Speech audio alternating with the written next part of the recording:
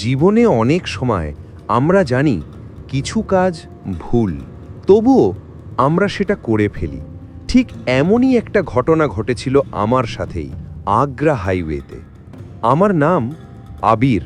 এই রাস্তায় প্রতিদিনই যাওয়া আসা করতাম, কিন্তু আজ যে গল্পটা বলছি এটা আমার জীবনের সবচেয়ে ভয়ঙ্কর রাত।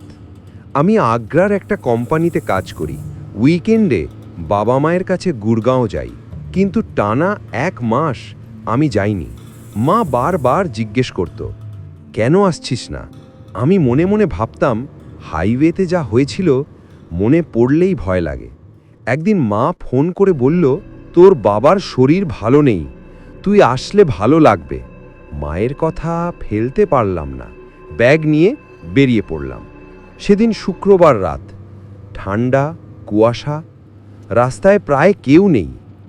আমি হ্যাজার্ড লাইট অন রেখে গাড়ি ধীরে চালাচ্ছিলাম।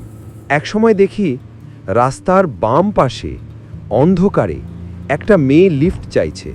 আমি প্রথমে একটু সন্দেহ করছিলাম যে এটা কোনো ডাকাতির ফাঁদও হতে পারে, তবুও কেন জানি একটু এগিয়ে গিয়ে গাড়িটা থামালাম।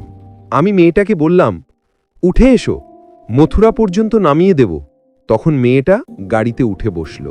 আমি জিজ্ঞেস করলাম, একা এত রাতে এখানে কি করছো? অনেকের কাছে লিফট চাইতে চাইতে এখানে পৌঁছেছি, আমাকে মথুরা যেতে হবে। আমি আবার মেয়েটাকে জিজ্ঞেস করলাম, তোমার বাড়ি কোথায়? আমার বাড়ির কথা না জানাই ভালো। ছোটবেলাতেই আমার মা মারা গেছে। সৎ মায়ের অত্যাচারে আমি অতিষ্ঠ হয়ে গেছিলাম। নিজের বাবাও ভালো ছিলেন না, তাই বাড়ি থেকে বেরিয়ে এসেছি।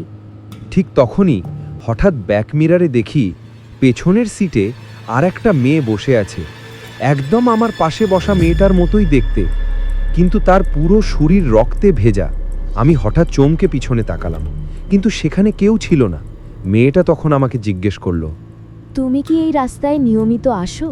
আমি বললাম, হ্যাঁ, আমি প্রায়ই এই রাস্তা দিয়ে যাতায়াত করি, তবে গত 1 মাস আসা হয়নি। কেন? এই 1 মাসে কি হয়েছে? কিছুক্ষণ চুপ থেকে বললাম, 1 মাস আগে রাত 1:30টার দিকে ঠিক এই রাস্তা দিয়ে যাচ্ছিলাম। দূর থেকে দেখতে পাই একটা মেয়ে লিফট চাইছিল। তখন হঠাৎ আমার সামনের গাড়িটা তাকে ধাক্কা দিল। আমি নেমে দেখি মেয়েটা আধমরা। আমি চাইলে তাকে বাঁচাতে পারতাম, কিন্তু আমি ভয় পেয়ে গেলাম, আবার পুলিশের ঝামেলা, তাই তাকে সেখানেই ফেলে আমি চলে আসি। গাড়ির মধ্যে একটা নিস্তব্ধতা নেমে এলো। কিছুক্ষণ পর একটা দোকানের সামনে গাড়ি থামালাম। আমি মেয়েটাকে বললাম, তুমি ফ্রেশ হয়ে এসো। না, আমি নামবো না।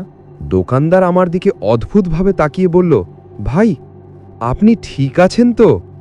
আপনি যেভাবে একা বসে কারো সঙ্গে কথা বলছেন, আমার তো আপনাকে দেখে ভয় লাগছে। আমি বললাম, একা কোথায়? আমার সঙ্গে তো।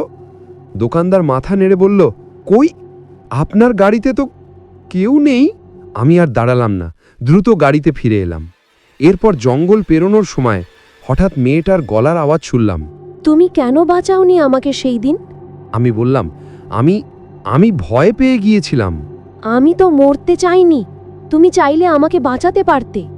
আমার মাথা ঝিমঝিম করতে লাগলো, চোখের সামনে সব কালো হয়ে গেল। সেখানেই গাড়ি থামিয়ে গাড়ি থেকে নেমে দেখি আমি একটা ফাঁকা জায়গায় দাঁড়িয়ে আছি।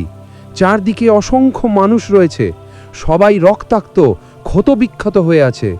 সবার মুখে একই কথা, আমরা এই হাইওয়েতে মারা গেছি, আমাদের কেউ বাঁচায়নি। শেষে সেই মেয়েটা এগিয়ে এলো।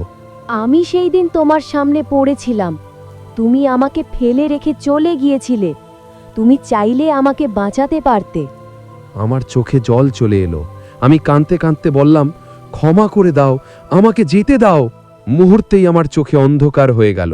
হঠাৎ চোখ খুলে দেখি আমি সেই জায়গাতেই দাঁড়িয়ে আছি যেখান থেকে মেয়েটাকে লিফট দিয়েছিলাম, কিন্তু আমার গাড়িতে এখন আর কেউ নেই।